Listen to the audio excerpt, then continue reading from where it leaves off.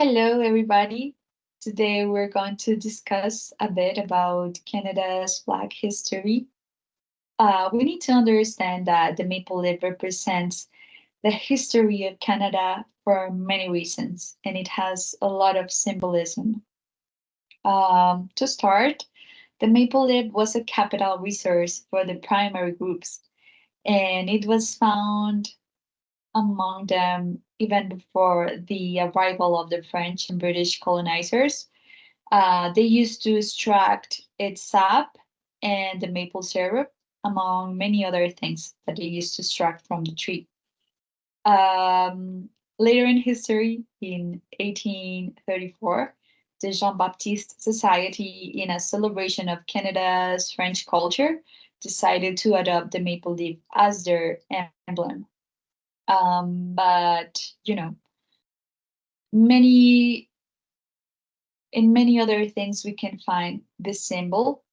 For example, all along the 19th century, in the coats of arms of Ontario and Quebec, and also the flag of the general governor of that time.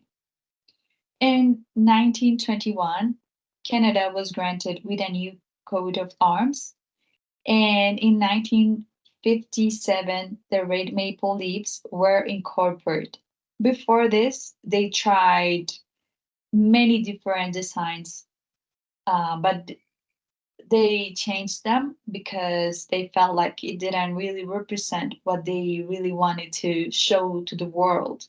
And for Canada, it's very important to have in hand their values and how their people are, and this is something that the flag represents, and the actual flag.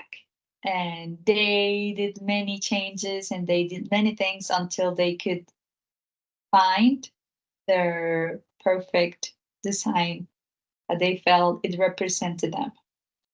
As an interesting fact, the red color has been described as a representation of their sacrifice during World War I.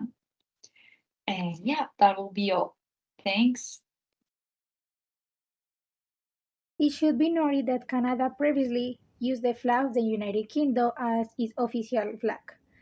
And in the 20th century, Canada needed to continue building its national identity, which is why it was decided to create a new flag. The flag of Canada, also known as the maple leaf, is an important symbol of Canadian identity. This represents values such as freedom, generosity, openness and respect, and the promise of an entire country. So, although Canada is a bilingual country with English and French official language, the presence of the Canadian flag can be a reminder of the country's cultural and linguistic diversity, which in turn can influence how it is perceived.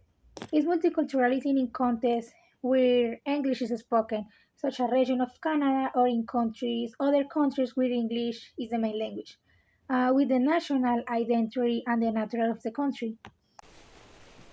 Hello, alright, so to complement a little bit more about what my friends just told you, I'm gonna talk about Canada's history and its context during this period of time and before this period of time to really understand why this is such a big milestone for its culture, its society, its economy, its people, just everything you can think of, anything you can relate to culture, and why it is so important. So the first thing we have to understand is that Canada was first colonized by France in the 17th century, at the beginning of it. And this is very important because this, plus another thing I'm gonna talk about, is the reason why they talk both languages so well. This happened during this period of time, and in the 18th century, the United Kingdom colonized them, making their official language, of course, English, as it is nowadays. So this is important because the reason why they still talk French, even though United Kingdom colonized them after France did, is because some provinces, Canada is divided by provinces, so some of these provinces that is just territory, and there's like divisions in the country, as pretty much any country has. didn't adapt to the language, didn't adapt to the culture, didn't adapt to the people, just to everything. Like a language is very important to a culture, so changing the language changed the culture. So they didn't quite adapt to that. Not all of them, but like some provinces, some people, group of people didn't adapt. So they kept French as their main language, and they started like learning English meanwhile.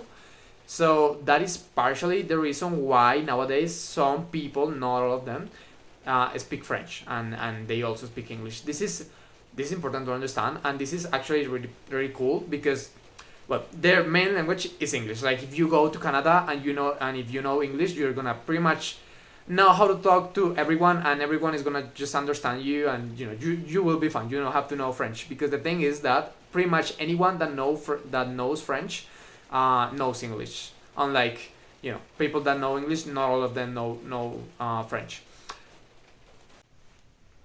All right, so this is very important to understand why they talk the languages they talk even nowadays. But like in this period of time, they were still colonized. Like they were in Canada just yet. So we have to jump to the year 1867, which was the very big step, like the very big first step to Canada's independence. And like just like any other country, the independence of a country is probably the most important, like the biggest milestone a country has, or just anything has. So talking a little bit about this, it was like, unlike you would think, it was very pacific. It didn't have violence at all. It was just dialogue, and just they became Canada by talking, which is very weird, looking at our history and our world.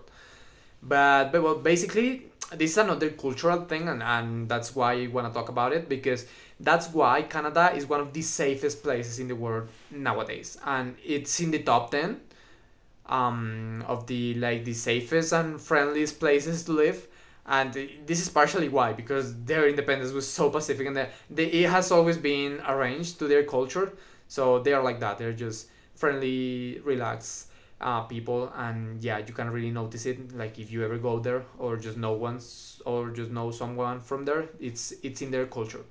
So, but I wanted to talk about independence, because after this happened, many of the national parties, like traditional events, started being created. Like, things like, I don't know, to say in Colombia, El Carnaval de Barranquilla, for example, or just in any other country, a traditional event started happening. And all of the things that represent Canada nowadays started happening like after their independence. So, yeah, this was the biggest milestone. After this, the flag was changed, their culture, their everything, and they started taking their own decisions. So, and that builds up to what we know as Canada today: their economy, their society, their people, just their everything. So, to sum up what everything we just said, the culture of a country really changes over time, and it depends on the historical events that happen during this period of time. Like there's really big milestones that really affect the evolving process of a country, of a religion, of a group of people, just whatever.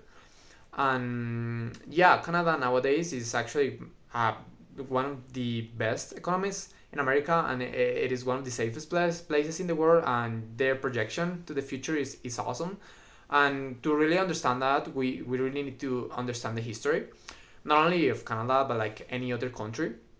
And yeah, we wanted to talk about this big milestone, not only the flag change, but their independence, to really show a little bit about the history of this country and how this has affected so much what we know as Canada today. Because if this didn't happen, the history would be completely different. What we know, like the present, the nowadays of Canada, really, really depends on its past. Yeah, basically that's it. There's not really much else to say. Thanks for watching, and well, I'll see you later. Thanks.